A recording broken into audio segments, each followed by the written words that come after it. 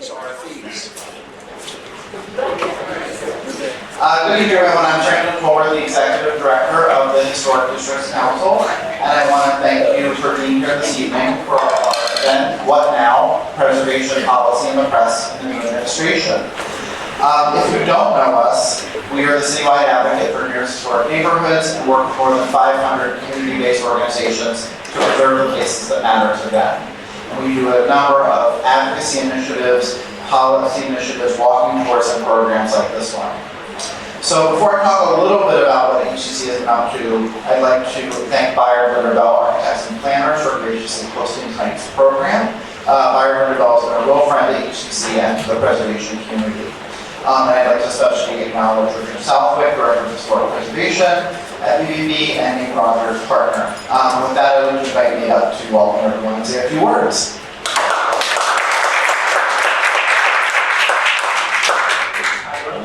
Thank you for coming on behalf of our firm, Buyer Linderville. Hearty welcome here tonight. Also to the Equitable building, which you may know was built in 1915 and was one of the catalysts for the 1916 zoning law, which led to setbacks for buildings for light and air because the shadows this building created on the surrounding streets were so offensive to the city at that time. But of course, what's new becomes old, and this was a designated national historic landmark by the 1970s. So you're in a piece of zoning history tonight. A core part of Buyer Linderville's practice for more than 50 years is the stewardship, preservation, and renewal of your city's buildings, neighborhoods, and historic places. And so we're very excited about this event tonight. Happy to host HCC and excited to hear what we know will be both timely and excellent. So welcome. Thank you, Nate. So I'd like to say a few more words about HCC before I turn it over to our esteemed journalists. So tonight's program grew out of conversations about preservation's role in the new administration and how HCC could make sure our work was part of that larger conversation. And we've been very busy on issues where we think preservation can make a real difference and be part of the solution. So I wanted to talk about, just show 4 quick slides of what we've been doing the past year. So in 2025, we released 2 reports at the intersection of housing and preservation. One, how housing and history go hand in hand, features case studies on new housing in historic districts and neighborhoods. And the other is our report from our conference looking at the opportunities and challenges of historic affordable housing and proposed policy change to improve how those 2 fields intersect.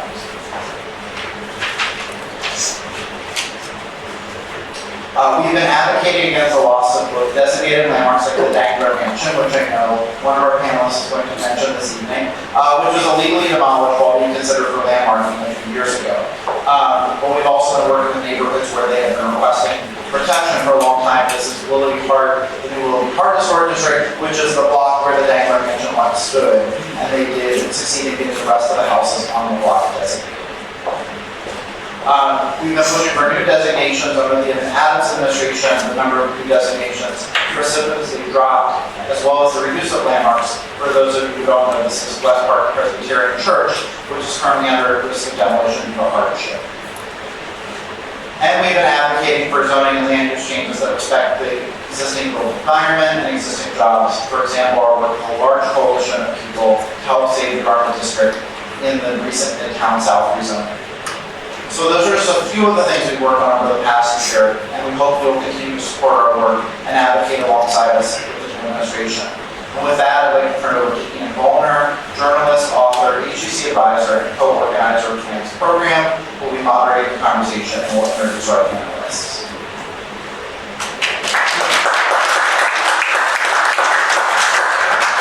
Thank you, guys. I'm actually going to suggest that the panelists come and join me on stage right now. We can get underway. We are full-service panelists around here. We do our set work. Thank you so much, Frampton. Thank you again to the folks at BBB.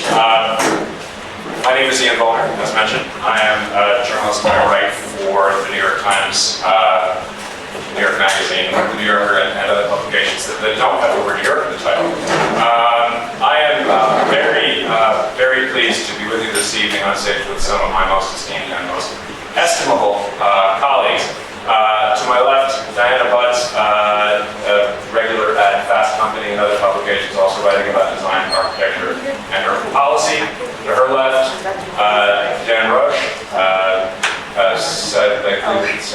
news editor is your title at the Architects newspaper. And to his left, Christopher Bonanos of New York Magazine, its city editor for 30 years you've been on staff now? 32. Remarkable. It's a great relief to have such seasoned and such capable panelists with me because is that all right? Seasoned. It's essential because the topic, or rather topics we have to tackle this evening are indeed very complex. Preservation policy and the press makes it, kind of rolls off the tongue rather nicely, but they are, in some sense, rather disparate topics, although there are essential connections between them that we mean to explore. The Mamdani administration, but newly inaugurated a couple of weeks ago, its inauguration itself in a piece of historical infrastructure, has taken some bold action in these early days, but we still are waiting to learn a great deal about it. That is Mamdani's rise to what is usually thought of as the second most powerful position in the United States has been meteoric, and his policy program ambitious, but we are still waiting to see precisely what he has in mind for some of the issues very near and dear to so many people in this room. I should mention that there are some folks filtering in even now. Anybody who comes in is welcome to move on forward. There's some seats in the front. In some sense, the primary problem that we confront in this conversation is how much we don't know. I suppose I'd just like to start by sort of polling our panelists. Starting with you, Diana, what, if anything, have you heard about the mayor's disposition specifically towards historic preservation? And what might you be able to kind of assemble about his position based on his previous statements and positions during his campaign? Great.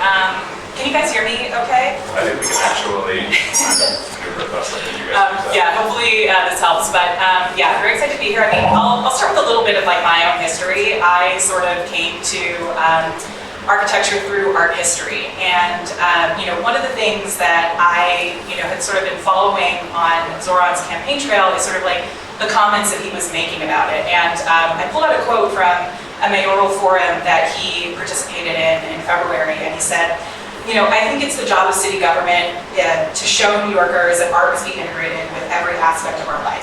They cannot be considered something purely separate. And so while he hasn't made any comments on historic preservation specifically, I'm encouraged by the fact that he appreciates art. And architecture is a form of art that all New Yorkers engage with every single day. I would argue that it is like the most art that New Yorkers engage with. Like, you don't have to buy a ticket to go somewhere. You can appreciate, centuries worth of buildings, and these were all made by artists and artisans. And I hope that this is something that he kind of acknowledges with his policy. I mean, he echoed a similar sentiment recently when he was just entering into a partnership for free theater tickets, where sort of also acknowledging that art isn't just for the wealthy. It's something that everyone should be able to participate for joy, and a beautiful building is a joyful one. So that's sort of what I've personally been noticing directly from him. Thank you. I suppose we could just leave it here between us and he's squeaking back and forth. Dan, if you can get in towards yours, same question. What do you infer, what do you know based on the available evidence about the mayor's positions on preservation specifically? Sure. So as you mentioned, it is indeed, I think, in many regards too soon to say, but I'd like to answer that question by talking about the people that Zoran is surrounding himself with. In early January, the Mamdani administration appointed Dina Levy, the new commissioner of the Department of Housing, Preservation and Development. In the statement that the city released about Levy, they credited her with saving a NYCHA complex on Sedgwick Avenue in the Bronx from being taken over by a private equity firm. And so she's not a preservationist per se, but is extremely passionate and knowledgeable when it comes to preserving new law buildings, NYCHA, Mitchell-Lama, what have you. Another really important person in Zoran's cabinet is, of course, Layla Bazorg. Layla is the New York City Deputy Mayor for Housing and Planning. Layla is very close with many trade unions, the AFL-CIO. Layla has a lot of in-depth experience there. And then the last person I'd like to give a shout out to is Cia Weaver. She's the new director of the Mayor's Office to Protect Tenants. A little bit of background about the Office to Protect Tenants. It was disbanded in 2019, I believe, and then the Mamdani administration revived it. They brought it back, and when they did, the Mamdani administration appointed Cia to basically go to bat with negligent landlords. Immediately after the inauguration, we saw Zoran in a new lot building in Flatbush, in a building that was falling apart. And to me, that signals from the get-go he's passionate about, preserving affordable housing. It's worth noting in passing that Layla Borzak was recently joined the administration, as you mentioned, is in fact a friend of the Zork District Council and appeared at our spring conference just a few months ago now. Chris, we know that we don't know a great deal, but what do you think? I know even less than the rest of you. But what I'd say, in my general observations of this, which is that, he ran on a platform of building a massive amount of housing. And from a preservation standpoint... Guys, just so you know, we really cannot hear most of you. Let me try. Is that better? Yeah, thanks. He ran on a platform of building a massive amount of housing. And that, to preservationists, can be a kind of red flag. If you start building, you may have to knock a lot down, too. And low-scale neighborhoods become high-scale neighborhoods, and that's a big problem. On the other hand, he also ran on a sense of putting a stop to giveaways to developers, right? So there may be a different kind of low-scale building he has in mind that is much more preservation-friendly, much more historic district-friendly. We don't know. What I would say in there, and this is related to Jonas in particular, we have one other clue. Look where he chose to be inaugurated.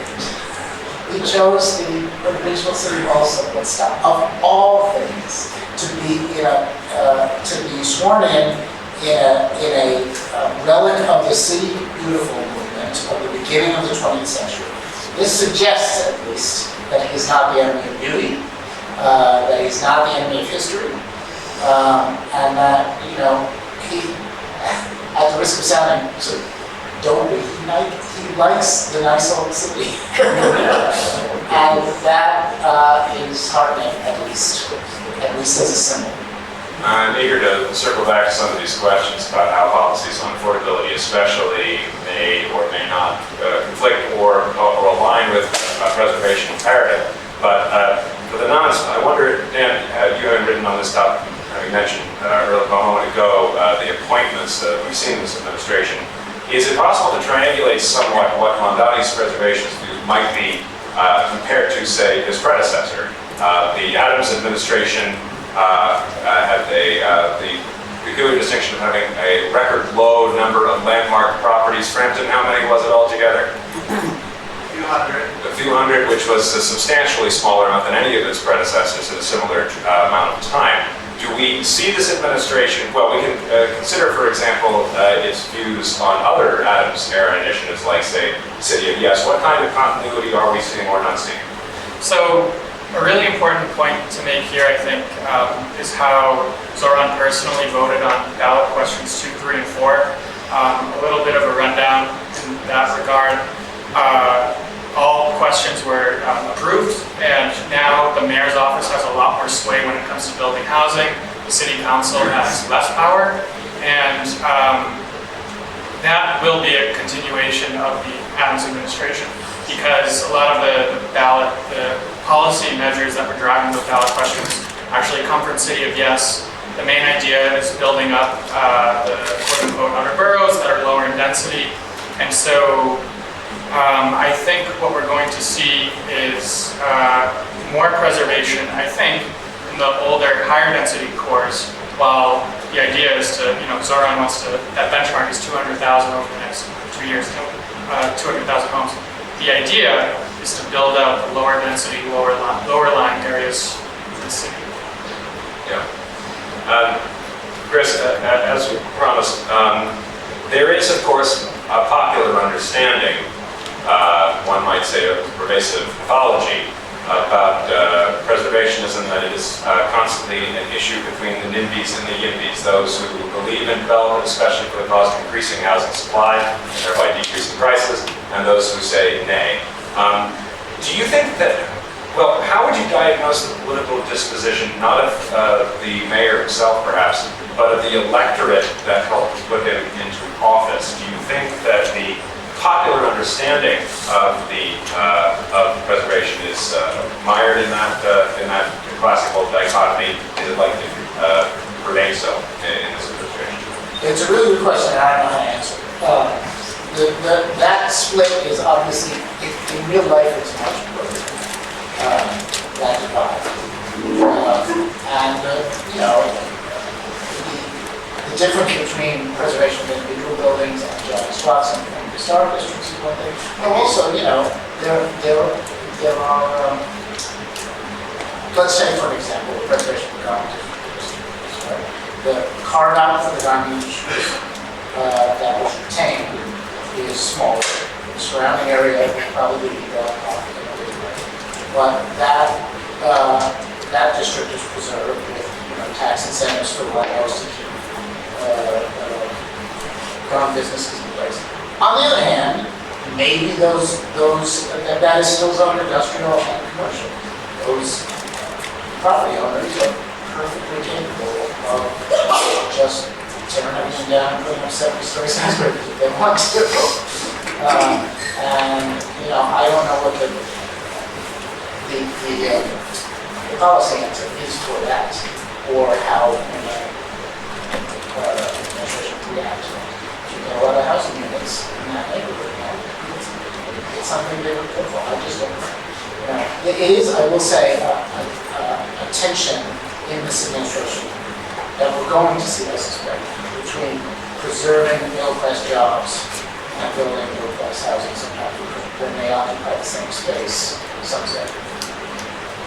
There is one prominent instance, among others, I suppose, that Brendan happened to show earlier on the screen, the Dankler House, I believe it is, which is an instance of preservationist cause largely being championed by a working class community, professing to be primarily colored, community that in many ways seems key to the Mamdani's broader constituency. Could you tell us a little bit about that project, about that effort, and what it might token in terms of the broader political scene? Sure. Sorry, I'll try to talk into the mic here.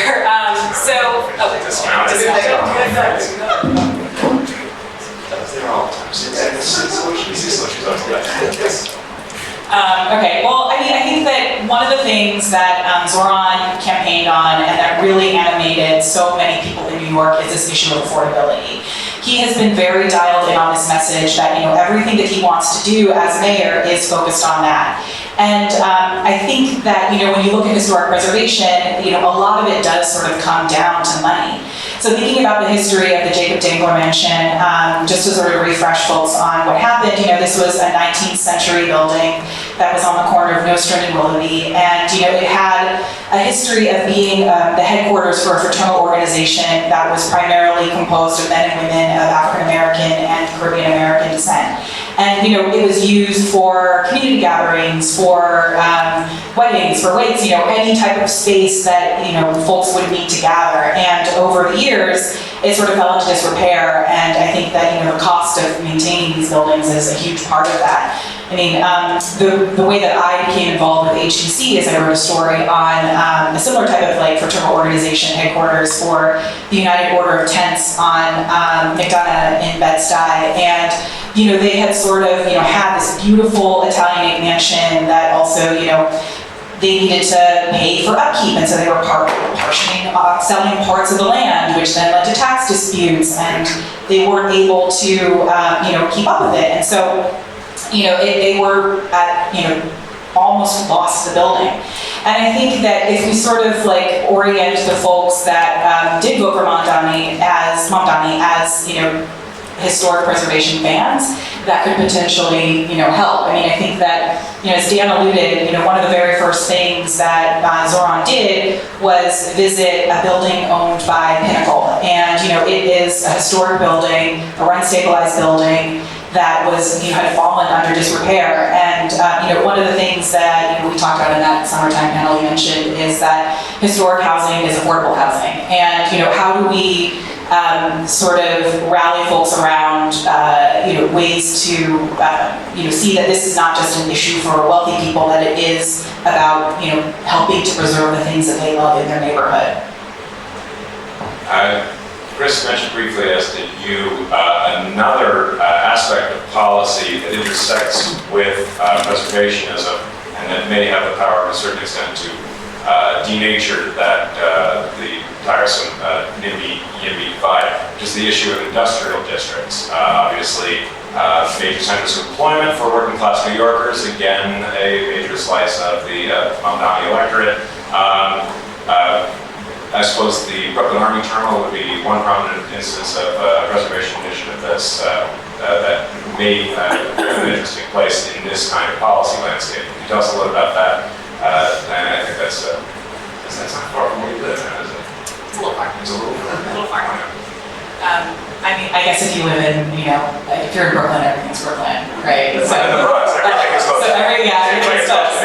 Yeah, I am in Brooklyn and with adjacent to a historic district, so that's one thing. But I think this sort of builds on what Chris was saying about the garment district, and I don't want to steal any of your thunder, but it's sort of like, thinking about where, all these components that make a city work. And you mentioned like jobs and workforce, and thinking of like where are locations that folks can actually run their businesses that are related to manufacturing. And so there's been a lot of development, in Sunset Park, thinking about Industry City, thinking about the Brooklyn Army Terminal, thinking about Made Bush Terminal, and these are all spaces that were sort of lying latent, and were really designed for a previous century, the industry of a previous century.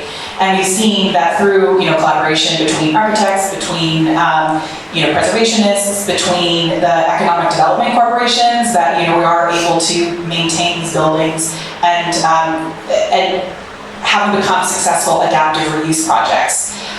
One thing I did want to say is that you can't necessarily always just shift one industry because it's industrial from this location to another. And so the garment district, it Made Bush Terminal didn't quite work out as being like the new fashion center. So finding other folks that are interested in that space, and I think that now there's music venues and other design studios and so forth. But I think that the folks that do have studios in the Navy Yard and in Industry City all really enjoyed it until it became too expensive, and they were sort of played a role in their own gentrification out of these spaces when they became a little too cool.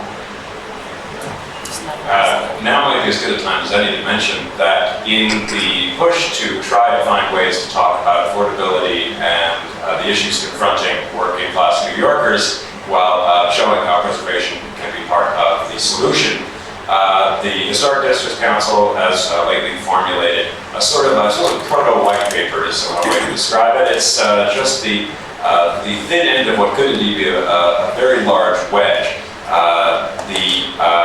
In collaboration with a couple of longtime HDC friends and experts, we've developed a simple one-pager which we're hoping to put before the eyes of the administration, the objective of which is to try to begin to assess which buildings in New York City, primarily low-income buildings home to working class New Yorkers, vast majority of which was the theme of our conference, tend to be old buildings. How many of these buildings could actually be eligible for historic tax credits for major restoration projects? It is remarkable, again, speaking of all the things we know we don't know, how little data there is simply to be certain where these buildings are, under what kind of ownership they are, and how it would be possible to reach that ownership and try to connect them with the historic tax credit, which is a powerful tool for maintaining housing generally, could indeed be one for helping lower income tenants in those properties. Even as I articulate this very exciting to me initiative, I'm cognizant of a problem that I know we all are as journalists, which is that all of these issues are in the way of being a little bit recondite, dense, hard to convey. What can a mayor like Mondani, a mayor with obviously very powerful magnetic media image, do to articulate these problems hopefully better than I did, and in a way perhaps that other mayors have thus far not done. Dan, I put that question to you first. To try and start to answer that question, one thing that I think Zoran is doing is that he's continuing this sort of deluge of appearances where you're seeing him on your phone, you're seeing him on television, and that's how he's getting the word out. So, I think after we saw him in Flatbush at a new lot building, we saw him on the Williamsburg Bridge fixing that bump. Last weekend in West Harlem, he gave a press conference talking about a new initiative to expand access to public restrooms. I think the way that he's doing it is just by using social media and communicating a sense of transparency that I think a lot of folks, a lot of the city felt like we didn't have with prior administrations. The other half of that coin, as mentioned, is how we in the press can try to convey these issues in a way that's compelling. Chris, I found that you do it awfully dang well. What's your secret? We have occasionally joked in the office that, like, what do you do when you have to have the word Should you be doing the rock star thing with the microphone as well? We joke occasionally in the office, what do you do if you have to have the word zoning at the top of the story? It's a killer. The answer is you look for things that resonate with people, that a good example that resonates with people, a character that resonates with people, and that's what Zoran's doing. I mean, he has this incredible knack for finding the telling anecdote, or the telling scene, right, and making a little moment or the desk out of public out of it, whether he's talking about Mayoral or that moment, the inauguration, first or second inauguration, whatever it is. It's a forever challenge, sure, not to write a white paper. I mean, no knock on white papers. Nice, I appreciate it. You should see my white papers. Well, of course, I read them. I do.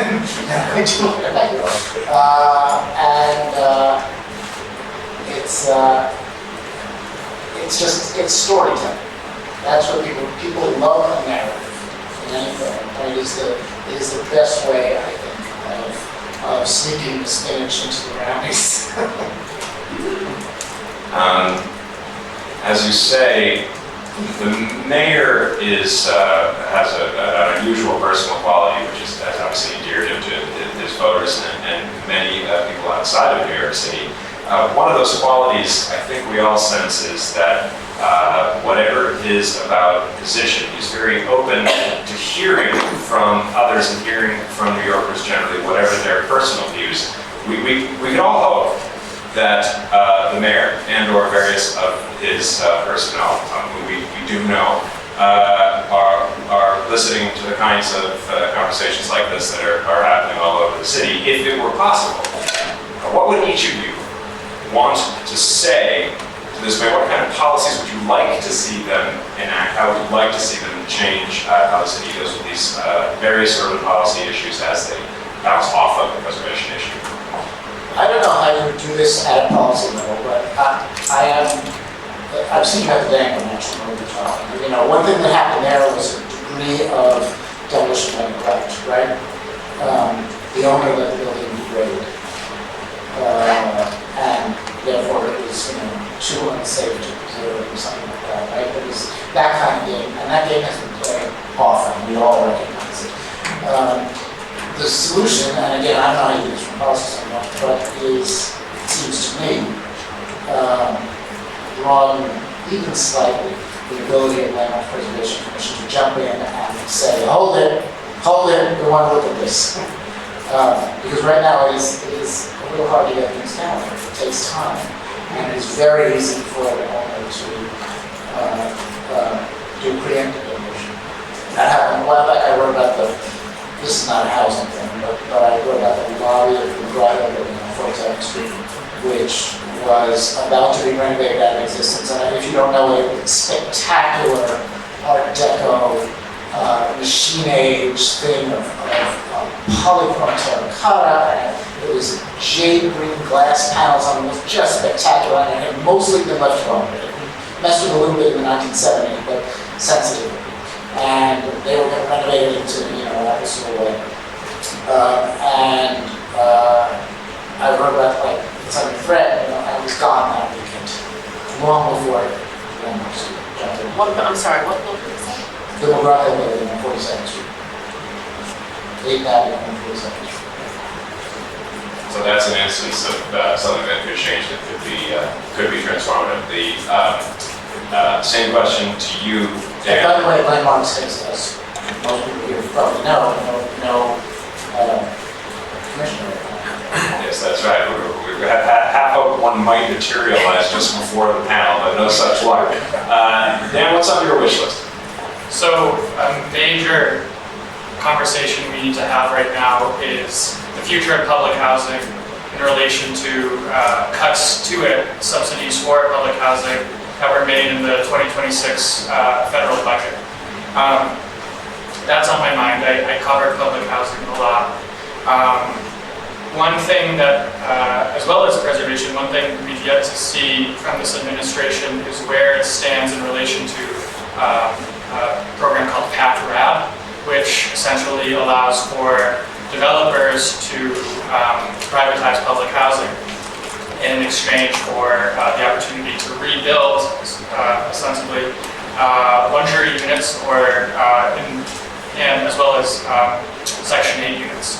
The problem with that model now is that Section 8 has been dramatically divested from, as well as Section 9.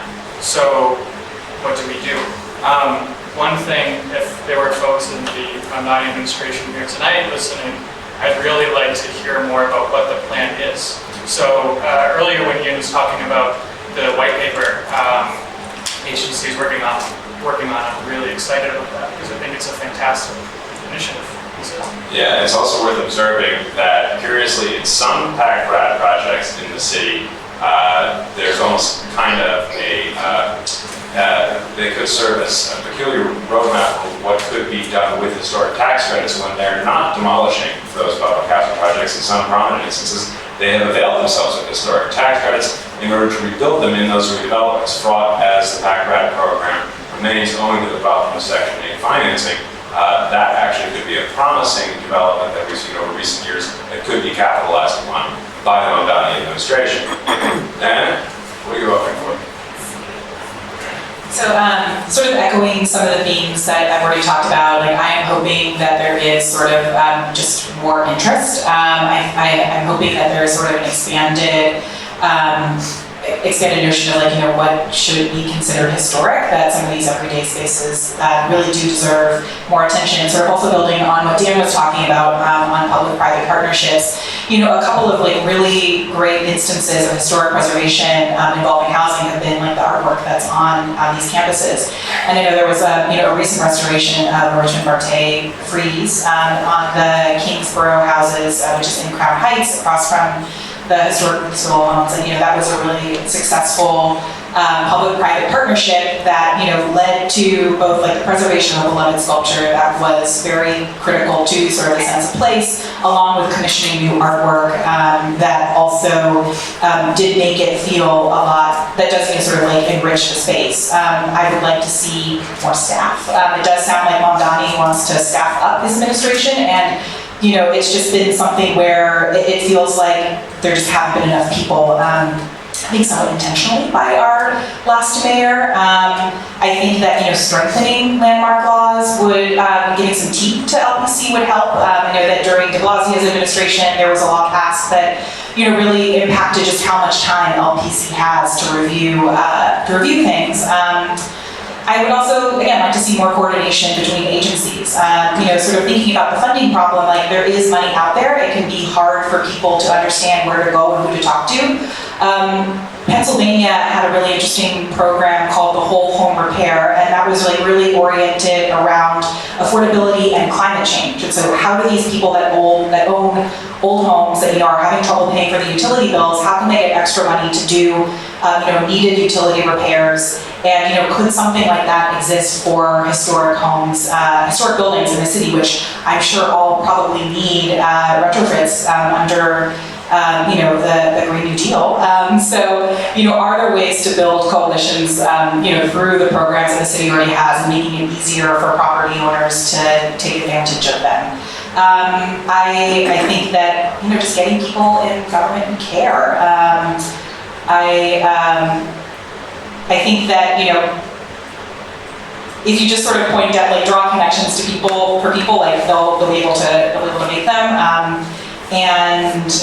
Just Zoran has been a big fan of New York, and just activate more people to also be fans of the architecture. I would like to see.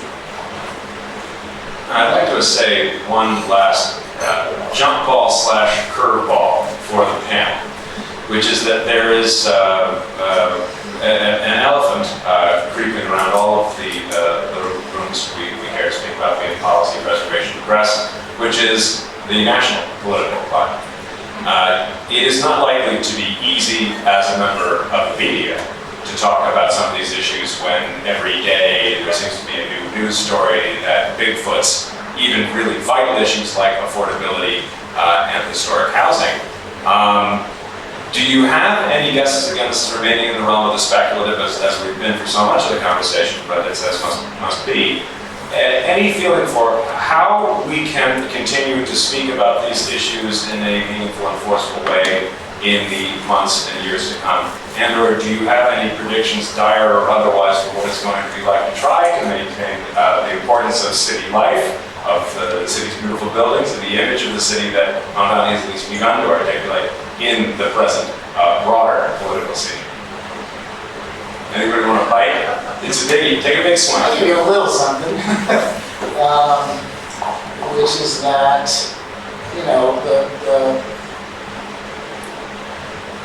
the situation with public housing in New York, right, is that it was all financed with an expectation of this amount of federal help, and now we get this amount of federal help. That maybe in this environment is not going to change. But this environment will not run forever. We have an midterm election coming. We have a presidential election after that. There may be a backlash to the backlash coming. Things will change, and we'll cover it regardless. We're writing about it however it goes. But in a different environment, you could see a Washington that is more supportive of cities in general and housing in particular. In that healing that may come after this administration. It is not out of the realm of possibility to think about, get rid of the fair cloth amendment. There's lots that could happen in the imagined Ocasio-Cortez presidency. Probably in the future. Or maybe not so. Dan, anything you think might be coming down the pipe? Speaking about the policy climate specifically, there has been no suggestion, at least that I'm aware, that the administration, the federal administration, has got the historic tax credit or other preservation policies in their crosshairs. And is there anything coming down the pipe that ought to worry us on any of these issues? Before I answer that question, I want to give a shout out to a documentary that I saw recently that really affirmed my belief in the press and the free press and why I think we all love what we do. It's a very timely one. Laura Poitras recently made a documentary about Seymour Hersh, the incredible Vietnam War correspondent or Watergate correspondent, what have you. And if anybody's for me, this was Poitras couldn't have made this at a better time when, it's really hard to be in the press right now. And so going back to your question, Ian, I think The film is called Cover Up. Cover Up. What is the role of the press right now? It's to continue to peel back the blinds, continue to tell the truth. I was on a call recently with Paul Goldberger about the cuts to PBS and NPR and programs that Paul had dedicated the last couple of decades of his life to. And he was really upset. And he said something that has been ringing in my head almost every day. He said, I'm under no delusion that good criticism can change the world, but I still think it's absolutely imperative to keep saying the right thing and do it every day. So to come back to your question, what's down the pipeline? I know that in 2 weeks, Trump will be in Davos at the World Economic Forum, where he is planning on announcing his grand affordability plan. What better place to do that than Davos, right? After the protests that we saw last week when there was a lot of turmoil, one thing that Trump did was he went viral by saying that he's going to crack down on hedge funds in the single-family housing market. And suddenly I started to see, people in the center and the left and say, hey, that's a good idea. It is a good idea. That should happen. But then when I spoke to the executive director of the National Housing Law Project, he said it's total BS. It's a complete distraction. He's not at all serious about doing that. And that is like the one sort of little crumble of, that he's floated out there. So I guess we'll have to wait for Davos. As I do every year with Canadian Pride. Diana, how can a mayor like Mondani break through the noise and speak meaningfully about what's happening in the city? Speak about, as we kind of feel intuitively that he does, a vision of the city which necessarily involves the beauty of its historic buildings as well as the people who live in them. Can he do it, and if so, how? I think that that question sort of is connected to your previous question, and so much that happens at a city level also involves state and federal law. And I've been very encouraged to see sort of the camaraderie that's emerged between Kathy Hochul and Trump. And it is the sense that you don't have to be best friends, but we have to work together towards a common goal. And I think that again, the things that Zoran has been saying about affordability have resonated in the city and across the country, and I don't think it's coincidence that we're hearing both Governor Hochul and Trump sort of bring affordability into their agenda. So I'm hoping that through constructive relationships that put the city first, that we'll be able to get the resources that we need, and perhaps a policy that's a little bit more advantageous for New York. And I think that, if he holds consistent to, transparent communication, that will help a lot. Just to have a more informed and engaged electorate is super important. And, that is sort of also tied in with the challenge of media. And, do we have politicians that are interested in sound bites and sway, or are they interested in creating more engagement? And I think Zoran is firmly in the latter. We haven't really gotten any of those Adamsisms, thank God. And I think that that earnestness is really refreshing, and I hope it continues. As will, I'm sure. I want to thank all of you guys so much for coming. Thanks to all of us who are joining us on the live stream. We would very much like, hopefully, to do a follow-up on these issues some months from now when we have a little better picture of what's actually going to happen. Thank you, and thank you again to BBB.